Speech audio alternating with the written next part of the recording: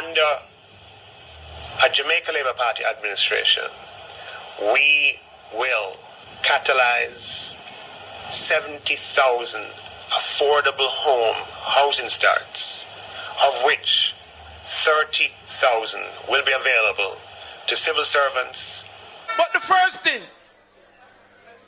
that we had to clear up was the biggest lie that I've heard in a very long time. They said that Portmore, the Sunshine City, was the vision of Edward Siaga.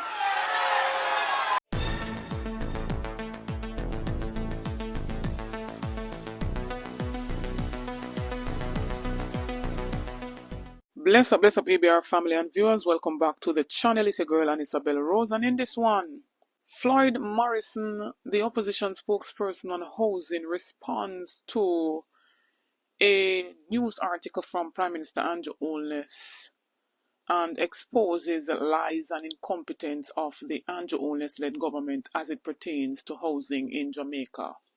Stay tuned for the details at hand. Don't forget to like, share, and subscribe to the channel. Notification shout out goes to Evelyn Meikle. Big up yourself, Evelyn. Thanks for the continued support. So on February 23rd, an article was published by the Gleaner from Prime Minister Andrew Holness, and it was titled Time to Build. And in that same article, Floyd Morris said he spoke on Operation Pride and he spoke on mismanagement, and he made some erroneous claims about Operation Pride. And so Floyd Morris is here to clear up any misconceptions and to give facts on the People's National Party housing achievement and on the same Operation Pride. Morris says Operation Pride has been one of the innovations of the PNP to provide land and housing for our citizens. Thousands of our citizens have been living on marginal lands for generations, brought about because most of forefathers and mothers were deprived of this vital asset after emancipation from slavery. This historical fact was fundamentally etched in the mind of the most Honorable P.J. Patterson when he conceptualized and introduced Operation Pride. The PNP administration provided titles to approximately 58,000 families under Operation Pride. Upon leaving office in 2016, some 72,000 titles were prepared and ready for distribution to citizens. In the main, the Holness administration has done extraordinarily little to distribute these titles to citizens after 9 years in office. Yet he has now decided that it is time to build. The PNP administration used Operation Pride as a vehicle to provide housing to citizens by providing lands at an affordable price. Citizens were able to build their homes at a reasonable cost. The value of these houses has now increased exponentially in 2003. I purchased a lot in Pines of Karachi for $950,000. I made the purchase with the retroactive salary that I had received in 2003 and some of my National Housing Trust benefits. I accessed the rest of my NHT benefits along with funding from the Bank of Nova Scotia and built my home in that Operation Pride housing development. What had cost about $8.5 million to build in 2007 is now valued at over $60 million. This is what the PNP has done to empower the people. The residents of Melrose Mews, Long Mountain, Bel Air, Norwich Heights, Mount Edgecombe and Pines of Karachi have been similarly empowered by Operation Pride. Over the past 9 years, the Housing Agency of Jamaica and the NHE have contributed monumentally to the escalation of the cost of housing. For example, in a development above Pines of Karachi, HAJ has sold lots for about $30 million. Similarly, the NHC has built and sold houses at the problematic Ruthven Towers for $38 million. This approach has contributed to the escalation of housing prices that has resulted in young people and low-income earners not being able to purchase a home. And that is so true. With houses now being built, they have basically strayed away from the mandate of NHT, where it was set to build affordable housing for the lower class of people or low income class of people. And when one unit is being sold for $38 million. How much of us will be able to acquire a house? Morris says the Prime Minister is making much ado about social housing. Remember, he had promised 1,000 social housing per annum, and right now they are building less than that. It was revealed that 280 social houses have been built under this Holness administration, while there's a demand for about 8,000 social houses. Remember, they also pledged that they would have built 70,000 houses. I'm going to run back the tape so you can hear it. We will make land and housing more accessible to all Jamaicans.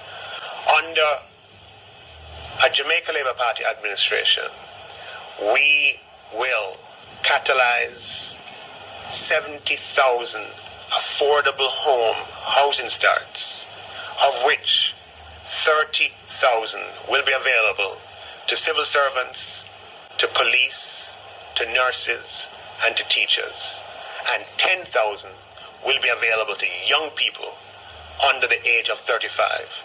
And for young people under the age of 35, accessing those 10,000 affordable homes, we, through the NHT, will be providing 100% financing. There's no need to rent. We will be providing 100% financing. There's no need to rent. There's no need to rent. We will be providing 100% financing. There's no deposit requirement for the 10,000 affordable homes that will be reserved for young people under the age of 35. We have delivered on a 250% increase in the supply of NHT housing starts during the course of these 4 years, and we will simply continue in that vein in the next term and make those homes available to young persons, to public sector workers, and to all other contributors of the NHT.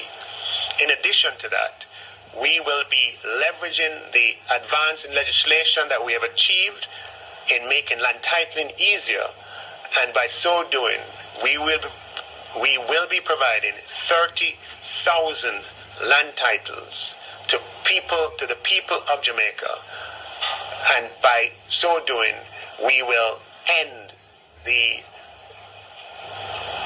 inequity that exists where persons who have legal claim to title are prevented from leveraging the economic benefit that comes from finalizing their title, finalizing the titles that they legitimately should have access to. 30,000 titles and 70,000 affordable homes. Together, those were 10 points. If you consider them properly, I might have gone ahead in saying 9 when it was really 8. But in all, those are 10 points that are the centerpiece of our manifesto, because they deal with the conditions that we find ourselves in today. These are 10 recovery points that will lead Jamaica to a strong and quick recovery. And the people of Jamaica are looking for a government who they can trust to lead Jamaica through what is the worst health and economic crisis in our lifetimes to a strong, stable, and quick recovery. And so over a 4-year period between 2021 and 2024, they have built a total of 8,298 houses. Very, very, very small percentage of that 70,000 that they had pledged. In 2021, they built 2,686 houses. In 2022, 1,507. In 2023, 1,419. In 2024, 2,686 houses. Morris exposed that the Prime Minister and his administration continues to misdirect the NHT. Right? and there's a whole lot of problems for the people up by Ruthven Towers. He went on to remind Andrew Oles that it was under his watch that the NHT entered into an agreement with Dexim Holdings Limited to build houses in St. Anne, to which no advancement was done, and Dexim had to return the funds. It was under his watch that they went and they bulldozed down the people's house in Clifton. So where is the building? Where is the building that they said that they're a government of building? Can't be that after 9 years they're saying it's time to build. Time to build what? But the first thing that we had to clear up was the biggest lie that I've heard in a very long time. They said that Portmore, the Sunshine City, was the vision of Edward Seaga.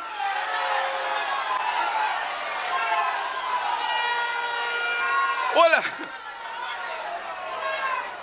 if it was Edward Seaga, it wouldn't be called the Sunshine City. It would be called the Belltongue City. So I had to remind them that it was Norman Washington Manley that formed the Portmore Development Company and built the dike and built the causeway and dump up Portmore so that it could be ready for housing.